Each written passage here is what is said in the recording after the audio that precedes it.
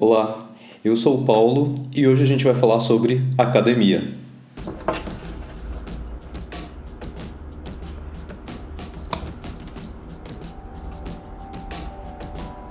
Como vocês podem bem identificar no meu porte físico, essa academia do qual eu vou falar hoje não tem muito a ver com exercício físico, com a academia de ginástica. Tem a ver com outro tipo de academia que diz respeito àquela que integra 3 pilares principais: ensino, pesquisa e extensão. E como eu vim parar na academia? Bom, eu sou publicitário de formação e as agências de publicidade nunca me chamaram muito atenção, nunca me atraíram muito, porque eu sabia que tinha horário para entrar, mas não tinha horário para sair. Eu tentei fugir dessa questão de ter horários que extrapolam o horário de trabalho, mas no final eu explico que eu não consegui fugir muito disso não. Eu tenho aqui uma colinha para me ajudar, porque eu dividi essa fala em 2 partes principais. Na primeira parte eu vou falar um pouco da minha experiência na academia, nesse percurso que eu galguei aí, e depois eu vou falar um pouco de maneira um pouco mais geral, um pouco mais ampla, a respeito de o que é necessário ou quais são os passos para se construir uma carreira acadêmica. Bom, sempre vai existir pessoas que produzem e disseminam conhecimento, né? Isso é um fato. No entanto, formalmente, os responsáveis por isso são os acadêmicos, são os cientistas. E é nesse grupo aí que eu e quem tem interesse de vocês pode se encaixar também. Como que foi o meu percurso? Eu entrei na graduação, então, Comunicação Social com habilitação em Publicidade e Propaganda, e ali, pelo 2º ano do curso, se eu não me engano, eu comecei a fazer iniciação científica, que é o desenvolvimento de um projeto de pesquisa inicial com a orientação de um professor. Então, a iniciação científica, o PIC, né, Projeto de Iniciação Científica, foi meu primeiro contato com a pesquisa. Beijo para a professora Galdino que me orientou nesse projeto. Eu estava engatinhando ainda, né, então foi algo de muitas descobertas, foi muito interessante e me estimulava mais a pesquisar. A partir desse projeto, como a gente teve como resultado alguns artigos, eu acabei participando de congressos para apresentar esses artigos. E isso também foi muito interessante para o crescimento enquanto pesquisador, porque daí você vai vendo a pesquisa de outras pessoas, vai entendendo outras lógicas de pesquisa, outras metodologias, e isso vai te abrindo um campo imenso de possibilidades. Isso é muito legal. Um outro fator que eu acho que é interessante para a gente identificar se tem esse perfil é perceber se a gente tem curiosidade para pesquisa, se a gente vai construindo ao longo aí da caminhada perguntas que podem se tornar perguntas de pesquisa, né? Isso é muito comum para o pesquisador, a gente sempre tem coisas que a gente quer responder e para isso a gente precisa se debruçar sobre aquele objeto. No 3º ano de faculdade, eu já estava encaminhado com um projeto de pesquisa e tal. Uma das minhas professoras de redação publicitária, beijo professora Lucilene, está na Unesp hoje, ela me chamou a atenção para uma coisa que ela me disse. Ela falou assim: Paulo, você tem perfil acadêmico, perfil docente. E aquilo me pegou de surpresa naquele momento, né? Porque eu ainda não tinha vislumbrado outras possibilidades além da agência de publicidade que não me agradava muito. E eu parei para pensar e fui tentar entender o que ela quis dizer com aquilo, né? Então foi a professora que percebeu em mim essa possibilidade, né? Essa aproximação com a academia e me deu esse empurrãozinho e foi fundamental para que tudo acontecesse. Eu sou muito grato a ela, já falei para ela há pouco tempo, inclusive mandei um e-mail dizendo, né, de como foi meu percurso e agradecendo, porque ela foi fundamental. E a gente tem que estar atentos a esses professores, né? A gente sempre tem professores que nos inspiram, professores que nos despertam. Então, ficar atentos a isso, né? Em vez de ficar no celular durante as aulas, tá prestando atenção, que às vezes é uma frase que vai mudar a tua vida, a tua carreira. Então, é importante a gente estar atento. Terminando a graduação, então, eu fui para pós-graduação lato sensu. A gente tem pós-graduação lato e stricto sensu, tá? A diferença básica é lato sensu, é uma especialização, é um MBA, então geralmente são mais curtos e tem um pouco menos de profundidade, né? São cursos mais rápidos. E a pós-graduação stricto sensu tem uma pesquisa mais aprofundada que diz respeito ao mestrado e ao doutorado e ao pós-doutorado em algumas situações, mas eu já chego lá. Bom, entrei então na pós-graduação lato sensu, em comunicação visual em mídias interativas. Durou 1 ano aproximadamente, 1 ano e meio talvez, não me lembro direito. E eu tinha que fazer um trajeto aí de 100 km mais ou menos para ir até a universidade onde eu cursei, que era uma cidade diferente da que eu morava. Eu morava em São Paulo e fazia essa pós-graduação em Londrina, no Paraná. Terminando essa pós-graduação, eu me inscrevi para o mestrado em 2 universidades, na Federal de Goiás e na Federal do Paraná. Na Federal de Goiás não passei, acho que na última fase eu acabei ficando, e na Federal do Paraná eu acabei passando, né? E depois eu já falo de como são essas fases também. E acabei entrando no mestrado em Educação na UFPR, Federal do Paraná.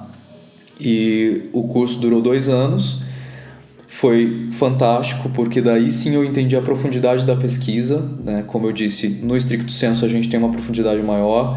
São 2 anos de curso, no caso do mestrado. Tive orientação da professora Gláucia Brito.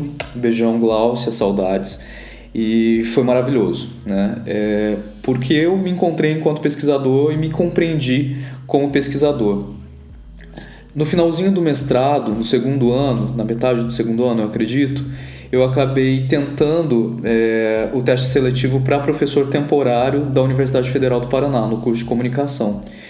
E passei, né? E aquilo foi fundamental para a minha carreira, hoje eu entendo, porque eu não tinha experiência docente formal. Eu tinha algumas experiências com grupos de arte que eu tinha dado aula, mas era mais informal, era mais comunitário. E nesse momento eu fui então ter uma experiência formal. E isso foi muito importante para a minha carreira, né? Porque a gente precisa comprovar a experiência docente se quer dar continuidade a essa carreira. Eu fiquei 2 anos lá na Federal, dando aula.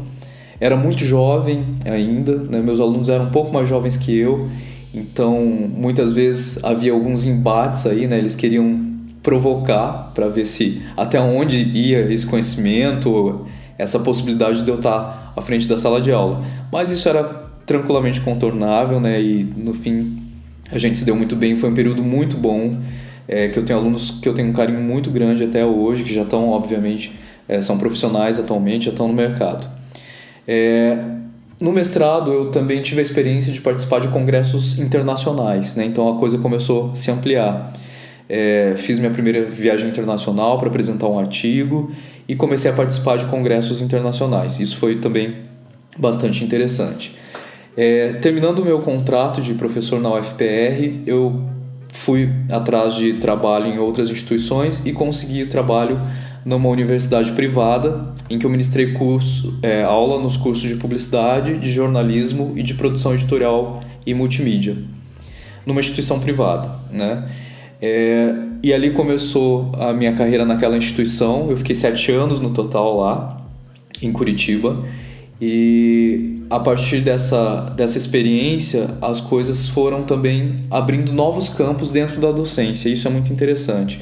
Eu sou formado em publicidade, mas eu dei aula para publicidade, para o jornalismo, para produção editorial, para pedagogia, e eu posso estar esquecendo mais algum curso. Como o meu mestrado foi em educação, abriu as portas também para eu ter algum contato com cursos da área de educação. Isso foi muito legal. Ali naquela instituição, eu comecei também a ministrar aulas no ensino à distância, porque é uma instituição bastante forte no Brasil no ensino à distância. E comecei a coordenar um curso de pós-graduação em jornalismo digital nessa mesma instituição. Então as coisas começaram a ganhar bastante corpo. Nesse momento eu fui convidado a assumir a coordenação do curso de publicidade presencial nessa mesma instituição. Eu fiquei 5 anos como coordenador lá, né? Foi bastante tempo, uma experiência aí bastante intensa, com certeza bastante intensa. Eu ainda estava coordenando o curso de publicidade e eu fui tentar o doutorado, já fazia acho que 3 anos, talvez mais, que eu havia terminado o mestrado, e eu precisava encaminhar para o doutorado se era essa carreira, e era, né, de fato, que eu queria. Então é meio que natural a gente encaminhar nessa situação.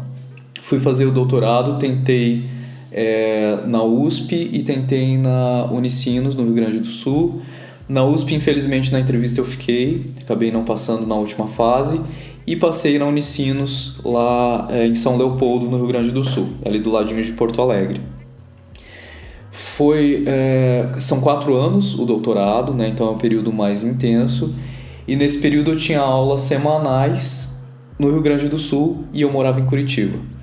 Então eu tive que me desdobrar e hoje eu lembro dessa situação, eu não consigo mais mensurar como que eu dei conta de fazer isso, porque eu era 40 horas na instituição, eu trabalhava 40 horas semanais na instituição privada em que eu dava aula e coordenava o curso de publicidade e fazia o doutorado no Rio Grande do Sul. Então eu concentrava minha carga horária na instituição privada segunda, terça e quarta para poder quinta e sexta ter aula lá em São Leopoldo. Isso foi muito pesado, muito desgastante, emocionalmente, fisicamente e, óbvio, financeiramente, né? Fiquei um bom tempo pagando todas essas viagens, porque é algo pesado, né? Além da carga de leitura do doutorado, que é muito grande, a gente tinha aí de 300 a 500 páginas por semana para ler, então era um negócio, assim, complicado, né? Bastante complicado. Nem sempre era em português a leitura, né? A gente tinha leituras em espanhol, em francês, em inglês e tinha que ler, né? Você tinha que chegar na aula para o debate com a leitura pronta. Então eu lia no avião, eu lia na rodoviária, eu lia no táxi, eu lia no ônibus, eu lia no trem. Todo lugar eu estava lendo, anotando e fazendo as marcações, né? Então se a gente quer, a gente dá um jeito de arrumar um tempinho. Claro que eu vivia cansado, vivia com sono. Às vezes eu desmaiava de sono, né? Não tinha condição de me manter desperto com essa intensidade de coisas para fazer. O mestrado foi em educação, então, né, só para falar um pouquinho, eu estudei a inserção das tecnologias nos cursos de comunicação social no Paraná. E foi muito legal porque então eu estava num mestrado diferente, uma área diferente na educação, mas eu consegui trazer, né, e precisava também trazer para a minha área, que é a comunicação. Então eu consegui fazer esse estudo dos currículos dos cursos de comunicação e foi fantástico porque isso me ajudou muito na coordenação do curso e me ajuda hoje também na instituição que eu estou atualmente. O tema da minha tese do doutorado já foi um pouco diferente. Como eu fiz o doutorado em Ciências da Comunicação, né, eu voltei para a área mãe, foi interessante que eu consegui pesquisar algo que sempre me despertou interesse, mas que eu nunca tinha conseguido parar para olhar. Fazia pesquisas informais, mas formalmente foi só no doutorado que eu desenvolvi. A minha tese foi sobre vinhetas de abertura de telenovelas. E foi uma coisa que eu sempre me atraí, achava interessante, procurava a respeito e nunca encontrava. Eu falei, poxa, mas ninguém pesquisou a respeito disso? Não, na comunicação ainda não havia pesquisas nesse recorte das vinhetas de abertura. Tinha pesquisa já de vinhetas de abertura de telejornais e no design, na área de design, tinha pesquisas em vinhetas de abertura, vinhetas em geral. E tinha também uma pesquisa lá do Rio Grande do Sul sobre os créditos dos filmes, né, de longa-metragem. E daí o meu recorte, né, que não havia ainda nenhuma pesquisa nessa área, foi para as vinhetas de telenovela, abertura de telenovela. E eu adorei fazer, porque é um tema que sempre me chamou a atenção e eu gostei muito de poder produzir e desenvolver esse conhecimento, né? Espero em breve estar lançando o livro a respeito disso.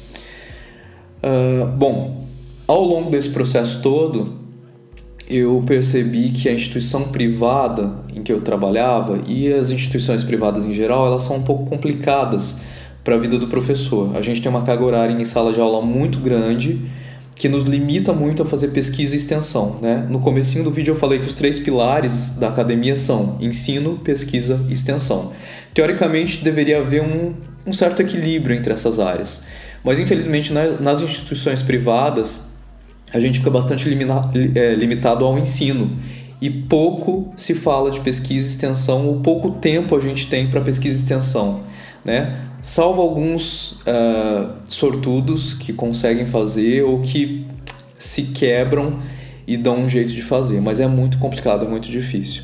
Então eu entendi que eu precisava ir para uma instituição pública, onde, teoricamente, a pesquisa e a extensão também têm importância, assim como o ensino, né?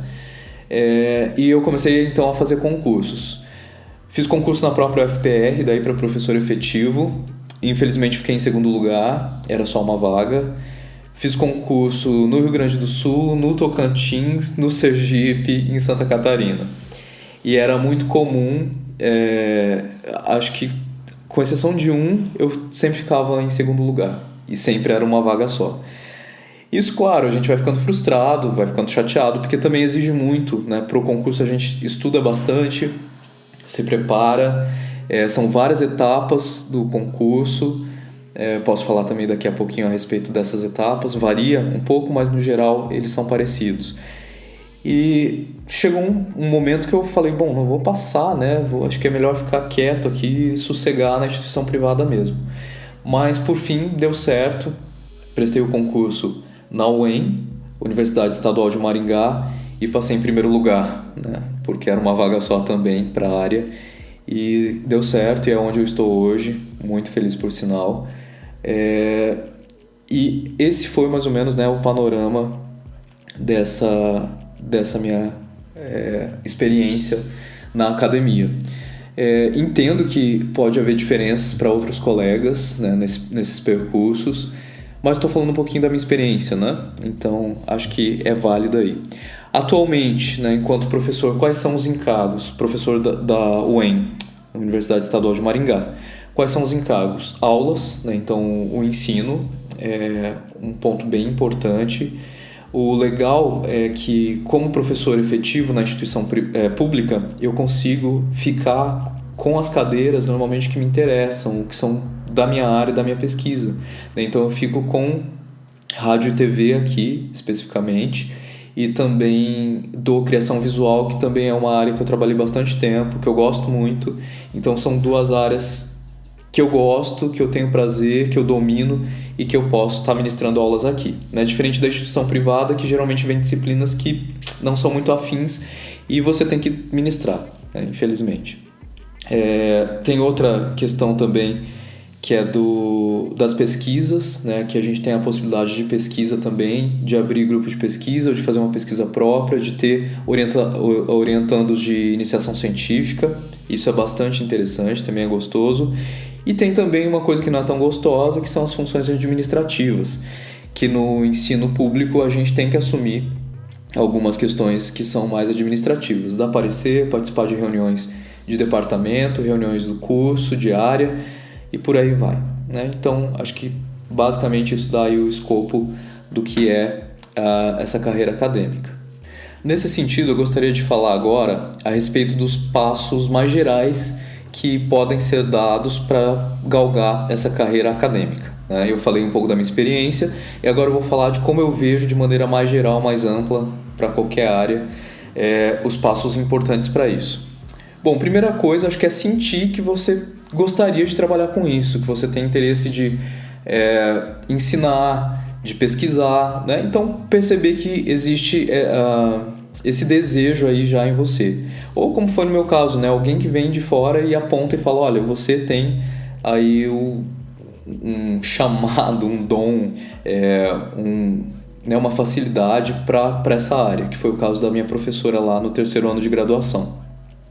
Outra coisa que é bacana é fazer cursos de extensão, né? Então, se joguem em cursos de extensão, eles também vão ajudando a gente a entender melhor a academia, entender melhor as áreas também, e é conhecimento, né? Iniciação científica eu acho que é fundamental para quem quer seguir a carreira acadêmica. Todos os meus alunos que me procuram e perguntam o que fazer para ser professor um dia, ou pesquisador, eu indico iniciação científica, né? Eu acho que é fundamental, é o primeiro passo na pesquisa, formalmente, então é importante que seja feita ainda durante a graduação, óbvio, né?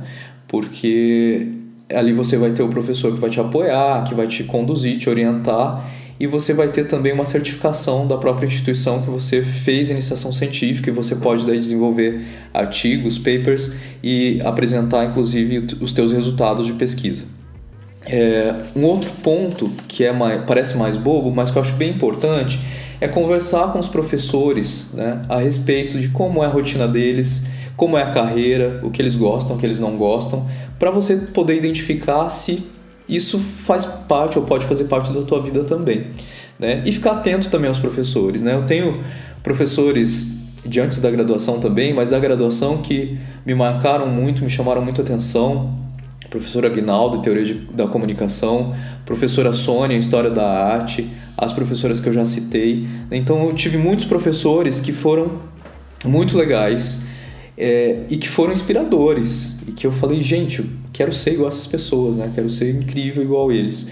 Então acho que isso é um ponto fundamental. E tem os professores também que não são tão legais, sempre vai ter, né? Eu tive um professor de pesquisa em marketing que era um professor ok em sala de aula, mas ele não tinha a menor ética, e isso me marcou muito. Ele foi candidato a vereador na cidade onde eu estudava, onde eu morava, e ele obrigou a sala toda a decorar o número dele para votar nele, evidentemente. E eu fiz questão de não decorar e de não falar. E o dia que ele passou perguntando o número, pessoa por pessoa, eu falei que não sabia e que não ia falar o número, que não me interessava o número dele de vereador. E aquilo me custou um exame na universidade. O único exame que eu tive. Mas eu tenho a consciência limpa que não foi culpa minha de não ter estudado ou de não ter levado a sério a disciplina. Foi porque simplesmente eu não decorei o número do professor. Então aquilo me marcou. E foi um ponto também que pesou muito para mim e que eu disse, eu nunca quero ser um professor desse tipo, né? Eu quero que a ética sempre paute minhas decisões, sempre paute minhas aulas, sempre paute minha relação com os meus alunos. Então é uma coisa que eu busco, às vezes a gente erra, às vezes acerta, né? Mas sempre buscando acertar e sempre com esse mau exemplo em vista, né? Eu sempre me lembro desse exemplo e eu sempre quero fugir dele. Um outro ponto, participar de grupos de pesquisa, né? Sempre tem grupos rolando. Grupo de pesquisa a gente não precisa necessariamente participar na instituição em que a gente faz o curso de graduação. A gente pode participar em outras instituições. Então procurem, fiquem atentos, isso é legal. Outra coisa são os congressos, né? Participar de congressos é fundamental. A gente tem o Intercom, que está na 43ª edição, agora em 2020. Geralmente ele acontece em setembro, o nacional, mas antes, em junho, maio, junho, né, por volta aí desse período, a gente tem os regionais, que são em cada região do país. É muito legal participar, é legal se integrar com pessoas de outras universidades, de outras regiões, ver o que está sendo produzido, né, perceber em que nível que a gente está aí comparativamente com essas pessoas, se a gente tem que correr mais atrás ou se a gente está legal. E tem um outro congresso, um outro evento que eu gosto muito, que eu estou sem participar já há algum tempo, mas que eu quero retomar, que é o Propesc, que é especificamente de publicidade. Ele vai para a 11ª edição, agora em 2020. A ECA, USP, que organiza, e é muito interessante, é fantástico, porque são pesquisadores de publicidade. E a gente tem aí muita falta de ver pesquisa em publicidade, né? A gente da publicidade é um pouco preguiçoso, acaba não pesquisando muito, e faz pesquisa de mercado, mas não faz pesquisa acadêmica. E é importante a gente se voltar para isso, né? E ficar atento. Então o Propesc, ele acontece em diferentes lugares, geralmente em São Paulo. É interessante, né? Vale a pena, é um que eu indico com força. Escrever artigos com orientação, o PIC é uma possibilidade disso, mas a gente pode desenvolver aí pesquisas também fora e pedir orientação de um professor. Participar de monitoria também ajuda muito. Se informar sobre pesquisa, ler sobre pesquisas que foram feitas, que estão sendo realizadas, né? A plataforma Cielo é super bacana para isso, além dos bancos de dissertações e teses das universidades todas, que a gente pode consultar e é bem interessante. Posso deixar também o link da minha tese, se vocês quiserem dar uma olhadinha. É um pouco extensa, mas é bacana. Claro, né? Não vou falar que é chata, que é ruim. E acho que é fundamental também entender como que a área da comunicação te desperta para a pesquisa, né? E que recorte da comunicação te desperta para a pesquisa, te causa interesse, te faz perguntar, te faz querer respostas. Acho que isso é bem legal também. E daí a gente tem um outro ponto, né, para ir finalizando, já ir para o fechamento, que é ser pesquisador ou ser professor. A gente tem essas duas possibilidades também, e ser professor, como eu já expliquei, eu posso ser da instituição privada ou da instituição pública, Para a privada tem um processo seletivo para entrar também, não é qualquer um, passou na porta, está entrando, não é assim. Cada instituição tem seus critérios, tem seus ritos, tem um processo diferente. Normalmente, para ensino superior, para ser professor do ensino superior, minimamente é exigido o mestrado. Tá? Então, dificilmente só com a especialização a gente consegue. Com a graduação, esqueça, só a graduação. Com especialização pode ser em algumas universidades. Com o mestrado fica mais fácil, com o doutorado daí é tranquilo, né? Então, doutorado é ideal. Para a instituição pública, dificilmente abrem-se vagas que não sejam com doutorado. Então, normalmente, existe um ou outro caso em instituições mais afastadas que não tem muita procura, que as pessoas não querem ir, mas normalmente se pede o doutorado. Professor, né?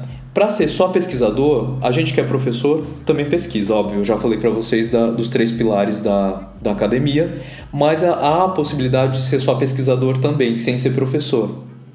Na nossa área, infelizmente, é um pouco mais complicado, porque a gente tem menos recurso e a gente tem menos campo de atuação só como pesquisador, né? Não que haja pouca coisa para se pesquisar, é porque existem poucas aberturas para pesquisa remunerada, né? Então, a gente vai morrer de fome, basicamente, se quiser ser só pesquisador na comunicação, com algumas exceções, tá? Em outras áreas, como exatas, biológicas, tecnologia principalmente, tem recursos governamentais e também de instituições privadas e de empresas que contratam essas pessoas como pesquisadores para pesquisar nessas áreas, né? Que tem um pouquinho mais de visibilidade. A gente, infelizmente, nem tanto. Tem alguns vídeos, vou indicar para vocês, de uma socióloga que também é professora, que se chama Rita Von Hunt. Quem não conhece, vale a pena dar uma olhadinha. É bem interessante, ela traz algumas questões aí relacionadas à pesquisa, à academia, e acho que vale a pena a gente dar uma refletida a respeito. São vídeos curtos e muito esclarecedores, vale a pena dar uma olhada. Bom, terminando a graduação, qual que é o primeiro passo? Eu entendo que é fazer uma pós-graduação lato sensu, que é aquela de um ano e meio que a gente chama de especialização, né? E óbvio, você já vai direcionar para a área que é do teu interesse. Na época eu direcionei para comunicação visual e mídias interativas, que hoje me ajuda muito nas minhas aulas de criação visual. No entanto, se eu fosse pensar hoje, talvez eu direcionasse um pouco mais para a televisão, que é mais a minha praia, né? Então, a gente tem que escolher com uma sabedoria e com discernimento do que a gente quer seguir e já ir fechando nessa graduação. Na sequência, como a gente já se iniciou como pesquisador aí, seria interessante ir para o mestrado. Quem quer carreira acadêmica ou ser professor vai ter que ir para o mestrado, não vai ter jeito. Dura em torno de 2 anos, pode ser feito no Brasil ou fora, isso é uma opção. Tem que ver daí a convalidação quando é feito fora, né? Porque nem todos valem para o Brasil. Então tem que ver como seria feita a convalidação para o mestrado ser aceito aqui no Brasil. Tem que passar por uma universidade brasileira para poder ser regularizado isso aí e você ser reconhecido como mestre aqui no Brasil também, ou como mestra. E você pode já começar a ministrar aulas em instituições de ensino superior. Isso é bem legal. Na sequência, a gente costuma ir para o doutorado, e daí a gente tem 4 anos de pesquisa, de aulas, de cumprimento de créditos, e o doutorado vai então dar o título de doutor ou doutora, e daí te abre aí todas as possibilidades de poder prestar concursos para instituições de ensino superior públicas e para as privadas também, obviamente. Então a gente fica aí com um leque grande. E também tem a possibilidade de se fazer um pós-doutorado, que é comum as pessoas fazerem no exterior. Então você vai ter contato com pesquisadores de fora, com pesquisadores que talvez estejam na sua área e sejam grandes nomes na sua área. E o pós-doutorado ele é um pouco mais aberto, né? Ele não é um título, então você não tem o título pós-doutor, alguma coisa desse tipo, não é? É só uma denominação para uma extensão do que seria a tua pesquisa, né? Normalmente, então, a gente pega a pesquisa do doutorado e aprofunda e desenvolve mais ela no pós-doc. Então, vejam bem, como e quanto tempo eu vou gastar, né, para galgar essa carreira acadêmica. Se a gente fizer as contas aí, 4 anos de graduação, 1 ano de pós-lato sensu, 2 anos de mestrado, 4 anos de doutorado, são 11 anos investidos em estudo e pesquisa para poder chegar nesse ponto, né? Então, é uma dedicação considerável, né? Às vezes a gente olha para áreas como a medicina e fala, nossa, eles estudam muito. A gente também estuda bastante, né? E se a gente quer carreira acadêmica, a gente vai ter que estudar bastante, não tem como fugir disso. Para finalizar, então, quais são minhas dicas, né, para quem quer seguir essa carreira? Paciência. Como eu falei, as coisas não são do dia para a noite, uma pesquisa não se desenvolve em uma semana, um artigo não se escreve em uma semana, apesar de ter gente que faz, mas fica uma coisa superficial, fica uma coisa, né, totalmente questionável. Muita leitura, não tem como fugir, então desde a graduação já se dedica às leituras, na pós vai ter que ler, no mestrado vai ter que ler, no doutorado vai ter que ler muito. Saber um outro idioma é fundamental. Para entrar no mestrado, eu não falei, mas é exigido ter mais um idioma, então você tem o português e mais um. No doutorado, são necessários 2 idiomas, português e mais 2. Então, é preciso estudar outro idioma. Isso ajuda muito a gente para poder ler pesquisas de outros países também, né? Não tem como a gente ficar só nas pesquisas realizadas no Brasil. Tem muita produção de pesquisa em inglês, em espanhol, e é importante que a gente tenha esses acessos. E a gente está na América Latina, né? Por favor, a gente precisa falar espanhol, não dá para fugir disso. Para mim, o espanhol é inclusive mais importante que o inglês, mas daí é um ponto meu aqui. Quais seriam então as funções, né, de um professor pesquisador, no meu caso aqui, o que eu tenho basicamente que fazer?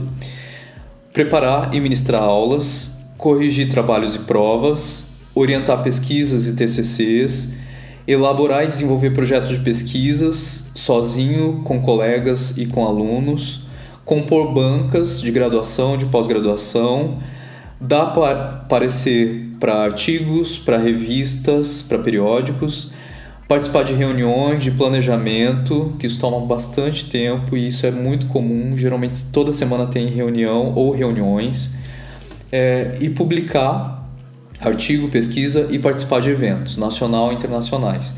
Então é bastante coisa, né? Às vezes a gente se limita a achar que a função do professor, do pesquisador é sala de aula só, né? E daí a gente fala, nossa professor, você trabalha ou só dá aula? E esse tipo de coisa é muito pejorativo, né? Esse tipo de pergunta, porque para a gente estar em sala de aula, a gente normalmente gastou o dobro do tempo da sala de aula para preparar aquela aula, ou mais, muitas vezes é mais tempo do que isso.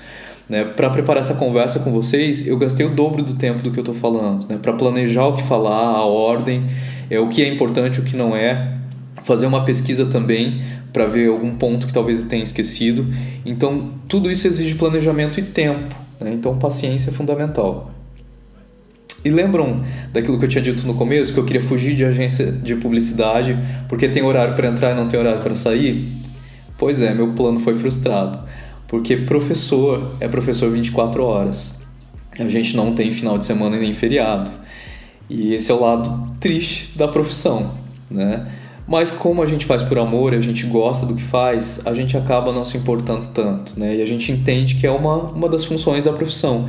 Eu tenho que aplicar provas e eu tenho que levar essas provas corrigidas. Então eu preciso despender um tempo corrigindo provas. E a leitura tem que ser atenta, tem que ser cuidadosa, para não cometer um erro.